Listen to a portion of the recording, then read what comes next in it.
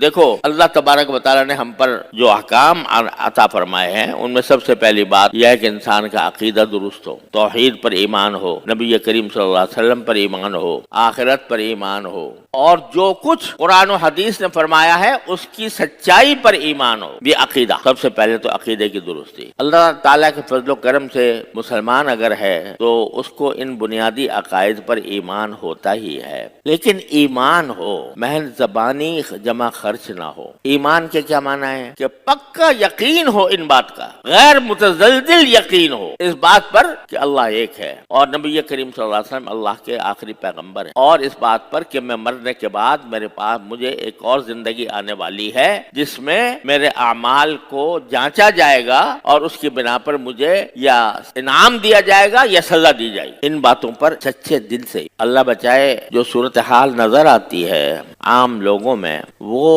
اس قسم کی ہے کہ ایمان زبان سے تو ہے الحمدللہ، یہ بھی بڑی نعمت ہے، لیکن جسے پکا یقین کہتے ہیں کہ مجھے ایک دن مرنا ہے، مرنے کے بعد ایک دوسری زندگی آئے گی اور مجھے اس میں اپنے سارے اعمال کا جواب دینا ہوگا، اس کا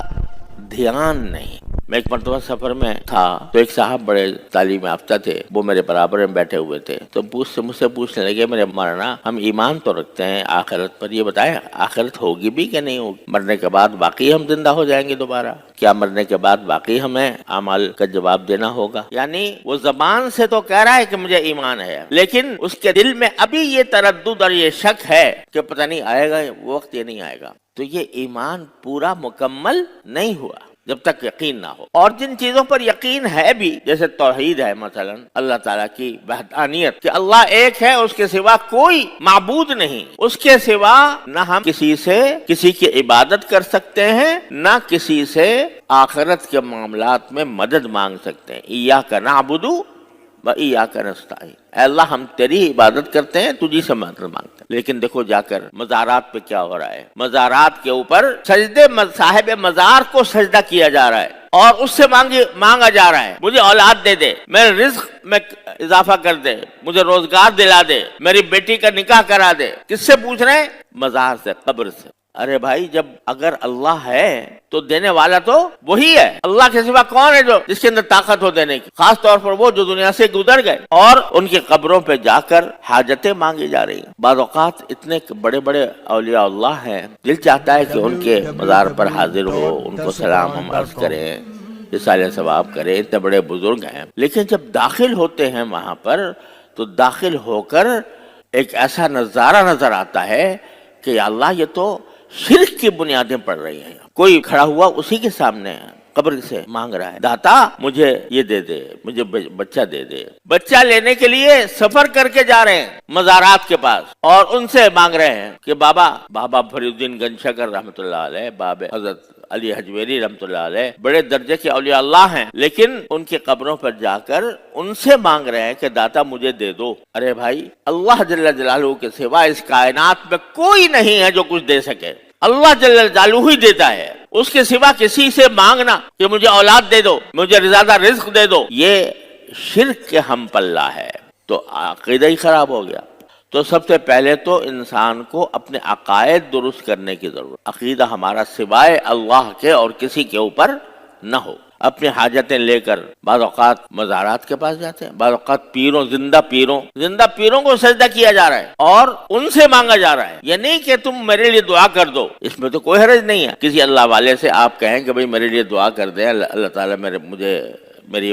یہ مشکل دور فرما دے، اس میں تو کوئی حرج نہیں، لیکن اسی پیر سے یہ کہنا کہ مجھے اولاد دے دو، اولاد دلوا دو یا دے دو، یا میں بے روزگار ہوں، میرا روزگار لگا دو، یہ شرک ہے۔ کسی بندے سے اس طرح مانگنا، کھڑے ہو کر نماز میں تو کہتے ہو ایاک نعبد و ایاک نستعین، اے اللہ ہم تیری ہی عبادت کرتے ہیں، تجھی سے مدد مانگتے ہیں، اور مدد مانگتے پھر رہے ہو اور عبادت کرتے پھر رہے ہو غیر اللہ کی۔ تو جہاں شرک ہو رہا ہو، عملی شرک ہو رہا ہو، اس پر ہم مشرک اور کافر کا فیصلہ دیں نہ دیں وہ الگ مسئلہ ہے، لیکن عملاً تو شرک ہو رہا ہے، تو یہ عملاً شرک ہو رہا ہے اور ہم سمجھتے ہیں کہ ہمارے اوپر اللہ کی رحمتیں نازل ہوں گی۔ تو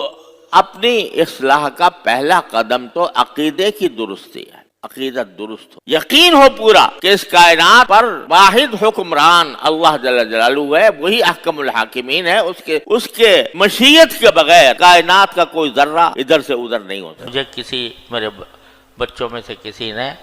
مجھے کلپ دکھایا کہ اس میں رسول کریم صلی اللہ علیہ وسلم کی یوم ولادت کا کیک کاٹا جاتا۔ کیک کاٹنے کی رسم جو غیر مسلموں کی رسم ہے، کیک کاٹا جا رہا تھا اور آس پاس کے لوگ ہیپی برتھ ڈے ٹو یو یہ اس کے نعرے لگا رہے تھے۔ وہ جو غیر مسلموں سے ہمارے پاس رسم آئی ہے وہ کر رہے تھے کہ کیک کٹ رہا تھا اور ہیپی برتھ ڈے ٹو یو کے نعرے لگائے جا رہے تھے۔ تو پتہ نہیں کہاں سے کہاں ہم پہنچ گئے ہیں۔ اقبال مرحوم نے کہا تھا کہ حقیقت روایات میں کھو گئی، یہ امت خرافات میں کھو گئی۔ تو وہ اللہ بچائے، قرآن کریم نے کہا ہے کہ یہ وہ لوگ جو اپنے دین کو لہو و لعب بنا دیتے ہیں،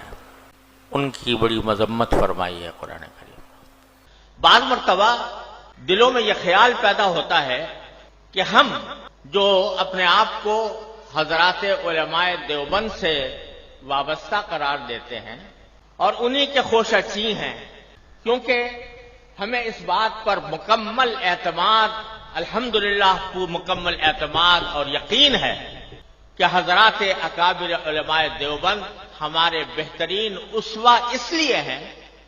کہ وہ اتباع سنت کی تصویر ہے، اور ہمیں اس بات پر مکمل اعتماد ہے کہ اہل السنت والجماعہ کا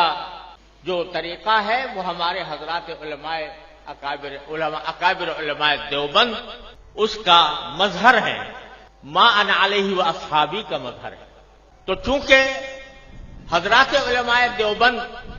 اور ان کی اتباع میں ہم بحیثیت خدام جامعہ دارالعلوم کوئی دن نہیں منایا کرتے، کوئی کسی کی برسی نہیں منایا کرتے، کسی کی پیدائش کا دن نہیں منایا کرتے، یہاں تک کہ